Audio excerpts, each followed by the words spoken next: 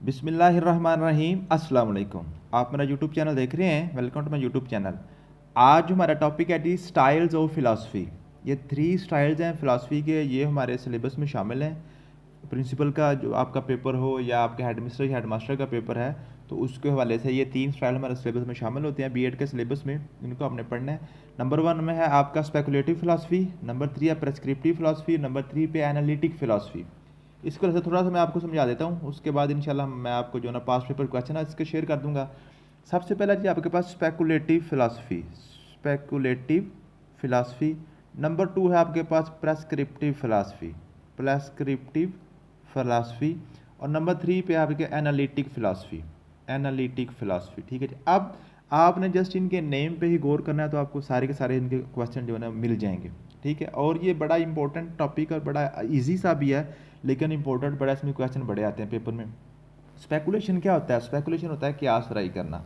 Speculation क्या होता है जी? क्यास राई करना, एब्स्ट्रैक्ट चीज़ों के बारे में सोचना, ऐसी चीज़ें जो कंक्रीट नहीं है, जो सामने नज़र नहीं आ रही। ठीक है ना, एब्स्ट्रैक्ट चीज़ें जो है ना, जो नेचर ऑफ यूनिवर्स के वाले से चीज़ें सोचना शुरू करते हैं, इंसान की क्रिएशन के वाले से सोचना शुरू करते हैं, माशरे के इर्तिका के वाले से सोचना शुरू करते हैं। ठीक है, तो ये जो चीज़ें हमारी, ये हमारे होते हैं स्पेकुलेशन में आती हैं, स्पेकुलेटिव फिलासफी में आती है। ठीक है जी। उसके बाद प्रेस्क्रिप्टिव, प्रेस्क्रिप्टिव होती है जी नुक्ता नज़र। आपका नुक्ता नज़र क्या है? किसी चीज़ के बारे में अपना नुक्ता नज़र बयान करना। कोई चीज़ अच्छी है, कोई चीज़ बुरी है, कोई चीज़ ब्यूटीफुल है, कोई जो ना कोई बैड है, गुड है। तो ये हमारे क्या जी, जो बिहेवियर के वाले से, एथिक्स, ये सोशल वैल्यूज़ के वाले से जो हम सोचते विचार करते हैं, वो हमारी होती है जी प्रेस्क्रिप्टिव फिलासफी। उसके बाद एनालिटिक फिलासफी। एनालिटिक फिलासफी ये है, जैसे इसके नाम से दिया है, किसी चीज़ का एनालिसिस करना। किसी चीज़ का एनालिसिस कैसे किया जाता है? किसी चीज़ का एनालिसिस किया जाता है किसी चीज़ को उसके पार्ट्स में तोड़ के। कोई भी चीज़ आपने एनालिसिस करना है ना, फॉर एग्जाम्पल किसी मशीन का आप एनालिसिस कर रहे हैं, तो आप क्या करेंगे? उसके सारे पार्ट्स आप अलग-अलग कर देंगे। तो जो एनालिटिक फिलासफी है, ये प्लेटो ने इसको क्रिएट किया था जी। उसने ये नज़रिया जो था ना एनालिटिक फिलासफी वाला, ये उसने पेश किया था। और इसका जो मतलब है, फिलॉसफी जो है ना, ये जो ना explain the whole with the help of parts.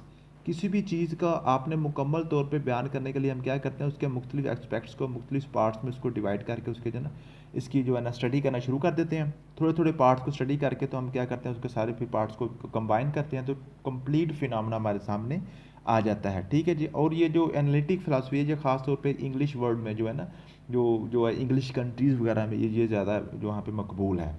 तो ये हमारी जो है स्पेकुलेटिव, प्रेस्क्रिप्टिव और एनालिटिक फिलासफी के वाले से थोड़े से कंसेप्ट था। अब हम चलते हैं अपने पास पेपर क्वेश्चन की तरफ। मैं वन बाय वन क्वेश्चन आपके साथ करता हूँ।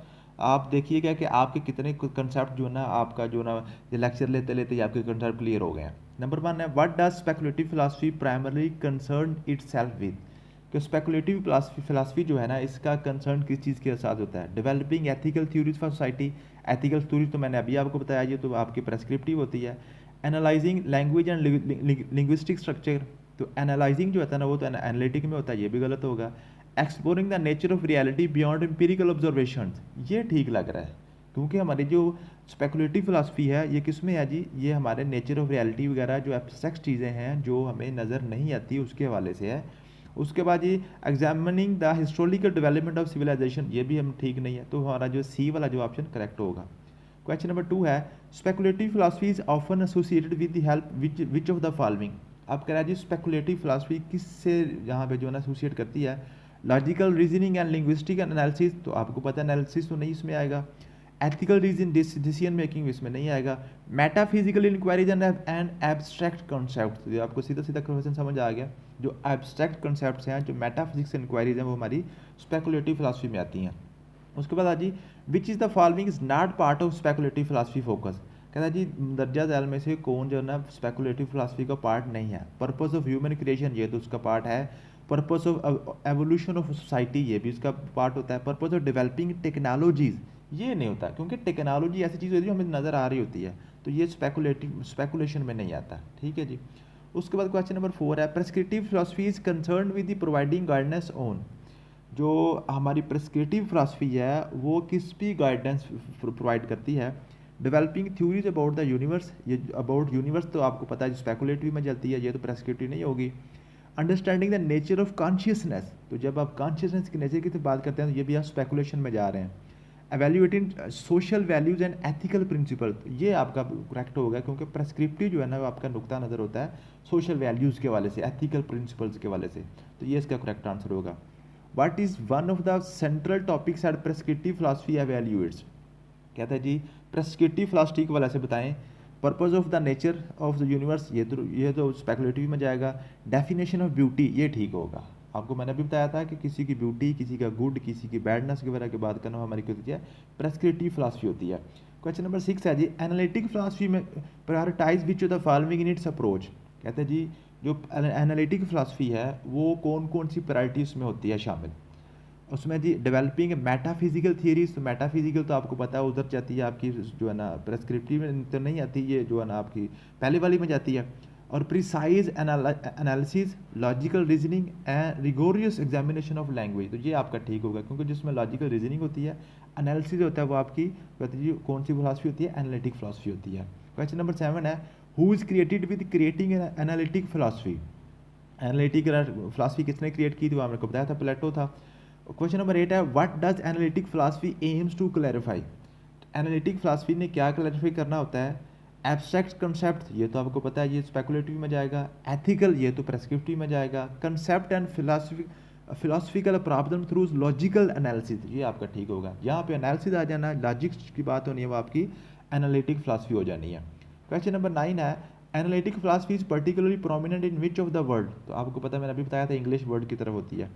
क्वेश्चन नंबर 10 है what distinguish speculative philosophy from empirical observations, कहता है जी जो आपकी स्पेकुलेटिव फिलॉसफी है वो एम्पिरिकल ऑब्जर्वेशन से उसको डिस्टिंग्विश कैसे करती है, उसको सेपरेट कैसे करती है। Speculative philosophy is focused on observable aspects of reality, तो जो ऑब्जर्वेबल एस्पेक्ट्स ऑफ रियलिटी होते हैं वो तो नहीं ये करती स्पेकुलेटिव। अब स्पेकुलेटिव तो अपने क्यास पे बात करनी है, क्यास राइब जो ऑब्जर्वेशन में नहीं आती। Speculative philosophy deals with practical applications of theories, तो आपको पता है ये तो एब्स्ट्रैक्ट में बात करती है, प्रैक्टिकल की तो बात ही नहीं करती है। Speculative philosophy involve reasoning about the unobservable and abstract concept, ये आपका करेक्ट होगा। तो आपको उम्मीद है कि ये सारे के सारे क्वेश्चन क्लियर होंगे कि आपकी स्पेकुलेटिव कौन सी है, प्रेस्क्रिप्टिव कौन सी है और एनालिटिक फिलॉसफी कौन सी है। तो ये 10 क्वेश्चन थे, आप मुझे कमेंट्स में बताइएगा कि आपके कितने क्वेश्चन जो है ना इसी लेक्चर को सुनने के साथ साथ ही क्लियर हो गए थे।